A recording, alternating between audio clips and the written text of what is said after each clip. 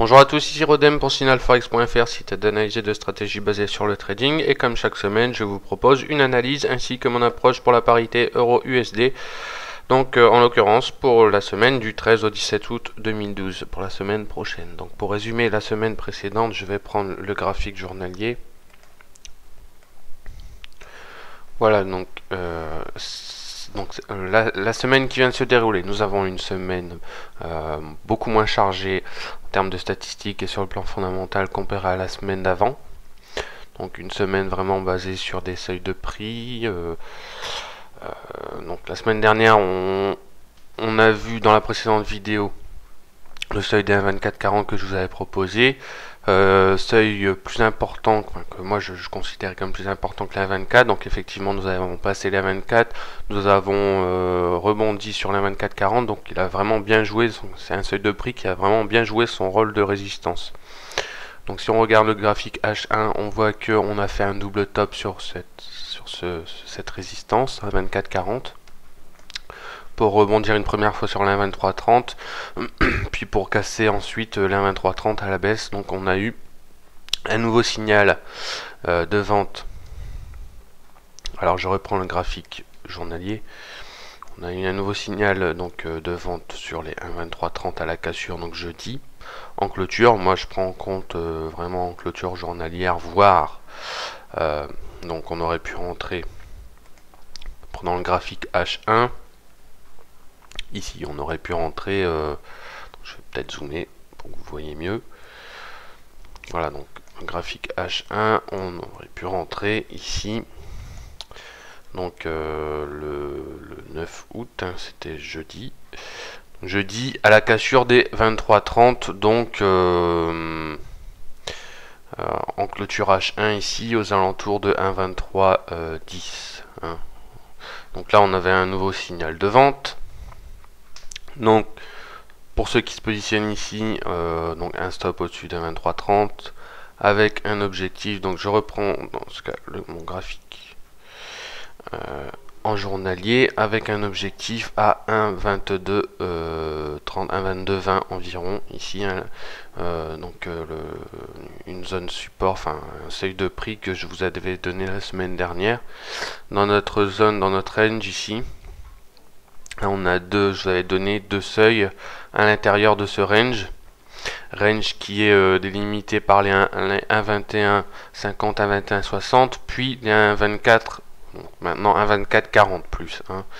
Donc 1,2440 et à l'intérieur on a les 23,30, puis les 22,20 environ. Donc une zone que j'ai délimitée ici, 1,2215, 1,2230. Donc on a une petite zone support. Donc moi, je mets mon objectif ici à la cassure des 23,30 ou alors on aurait pu renforcer, donc je dis à la cassure des 23,30. On aurait pu renforcer pour ceux qui sont rentrés à la vente donc la semaine dernière sur la zone 1,24, 1,2440, donc avec un stop au-dessus des 1,2440. Donc là on aurait pu renforcer notre position à la cassure des 23,30 une nouvelle fois en clôture H1, voire attendre la clôture journalière qui s'était faite à environ 1,2290. Voilà. Voilà, donc pour résumer, donc là cette semaine on a de nouveau un biais. Moi j'ai de nouveau un biais baissier sur le court terme, donc toujours un biais. Je reprends le graphique journalier. Hop. Donc toujours un biais baissier sur le fond. Hein. Donc on est toujours dans une tendance baissière. Voilà, je fais un zoom. On est toujours dans ce beau canal de baisse. Néanmoins, on est dans une correction ici hein, en ce moment. Correction donc à la hausse sur le court terme. Néanmoins, donc là, on reprend une dynamique baissière depuis donc le signal de jeudi à la cassure de 23,30. Donc de nouveau, j'ai un biais baissier sur le court terme moi, pour cette semaine. Alors je vais être vigilant néanmoins à cette possible oblique, ce possible support oblique haussier qui est en train de se mettre peut-être en place. Sachant qu'on a eu une séance d'indécision vendredi. On a eu une belle séance en doji, une séance qui est un peu problématique pour ceux qui ont un biais baissier quand même. Donc, en prenant le graphique H1, on voit que c'est vraiment en venant tester les plus bas de la séance, légèrement au-dessus d'un 22,30. Donc un 22,40. C'est vraiment en venant tester le plus bas de la séance qu'on est reparti, on a rebondi assez fortement d'ailleurs à la hausse. Bon, la hausse est vite essoufflée.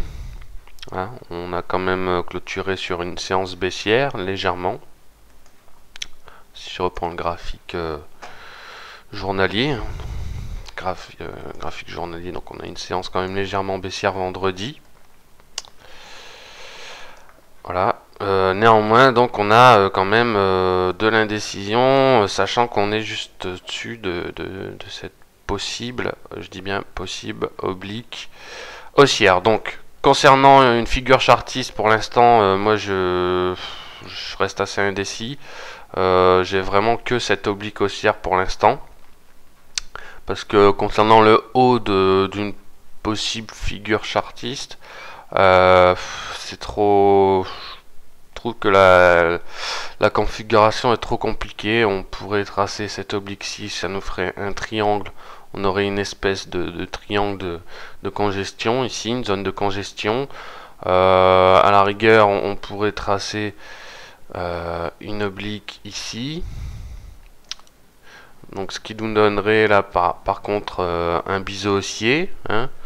Voilà, donc concernant le haut, pour l'instant je me fie à rien du tout. Je reste vigilant vraiment que pour l'instant sur cette oblique, sachant que vendredi on aurait pu éventuellement faire donc un troisième contact avec cette oblique haussière, ce support oblique. Voilà, donc pour cette semaine, donc je vous ai dit j'ai un biais quand même baissier. Je vais attendre une cassure, donc pour confirmer vraiment confirmer le biais baissier, il va falloir attendre une cassure des 1,2220. Ici, ce seuil de support. Cassure de ce seuil pour vraiment renforcer le biais baissier. Voilà, donc à contrario, si on repasse les 1,2330, dans ce cas on repart haussier. Hein. Donc ici, les 1,2330. Je reprends le graphique H1. Donc si on repasse les 1,2330, on repart haussier pour un objectif à 1,2405, 1,2405, puis 1,2440. Hein. Voilà. Et donc si on casse les 1,2440, donc là ça sera 1,2511 en ligne de mire, 1,2510 environ. Voilà ici. Donc je reprends le graphique journalier, ce sera peut-être un peu plus clair. Voilà, donc si on casse les 1,2440 ici, ça sera un objectif sur cette zone de prix ici à 1,2510 environ. Voilà, donc pour l'instant on n'y est pas encore, il y aurait peut-être, enfin c'est un peu plus loin que, disons que le bas de notre zone, sachant qu'en plus on a repris une dynamique baissière cette semaine. On voit que si on prend du recul, hein, si on résume un peu la zone ici dans laquelle on se trouve, on voit qu'on a eu de fortes hausses. Hein. La plupart du temps on est baissier, on reste sur une tendance baissière, néanmoins on a eu de fortes hausses. Ce qui est marrant de constater quand même, enfin ce qui est intéressant de constater, c'est que les hausses ont toujours été correspondent toujours à des journées où de fortes, enfin des annonces, où il y a des choses importantes sur le plan fondamental. Donc ici on avait eu, souvenez-vous, on avait eu le sommet européen à Bruxelles. Ici on avait les élections en Grèce.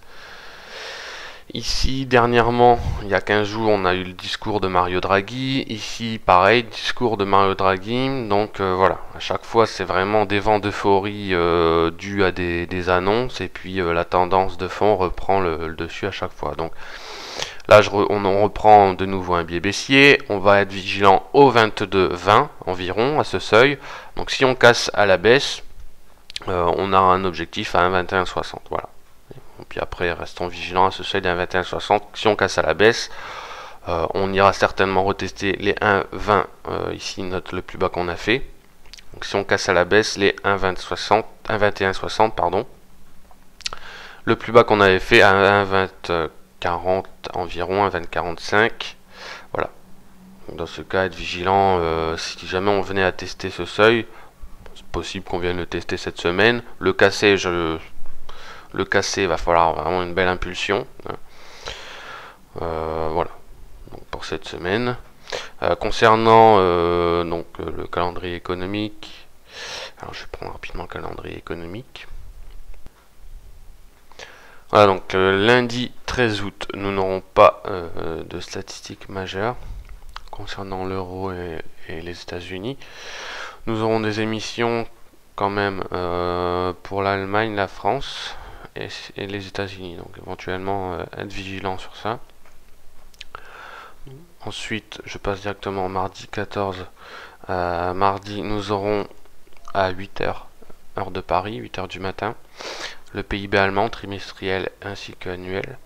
Nous aurons à 11h le PIB pour la zone euro, ainsi que donc là une batterie de statistiques pour la zone euro. On aura l'indice ZOO pour l'Allemagne et puis pour la zone euro. Donc là, être vigilant à 11h, mardi du matin. On aura une batterie de statistiques ensuite à 14h30 pour les États-Unis. Voilà, avec les principales ventes au détail. Donc pour les États-Unis, entre autres.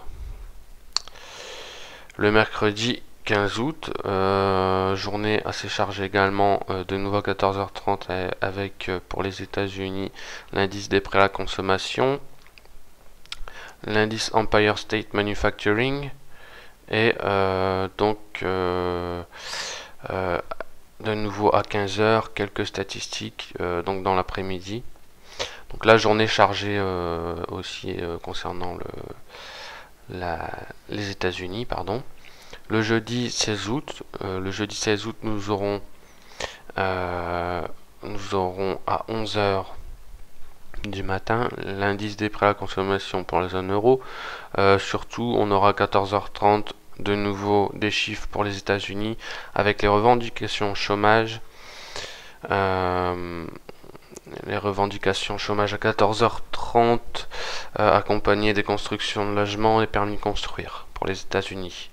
Et à 16h, l'indice de fabrication Fed à Philadelphie, donc l'indice de fabrication Philly Fed à 16h.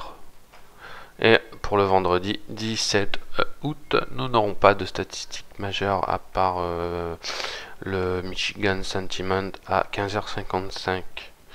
Donc en résumé, une semaine un peu plus chargée quand même en statistiques que la semaine qu'on vient de passer. Donc soyez peut-être un peu plus vigilants quand même au niveau du calendrier. Et soyez vigilants, donc je vous invite à être tout autant, à garder toujours un œil sur le déroulement de donc, ce qui est en train de mettre en place, ce qui est en train d'être mis en place par la BCE. Voilà, donc ne pas perdre de vue le discours de Mario Draghi il y a une dizaine de jours ici. Hein. Voilà, donc je vous souhaite à tous un excellent week-end. Je vous souhaite de bons trades et rendez-vous sur signalforex.fr. Au revoir.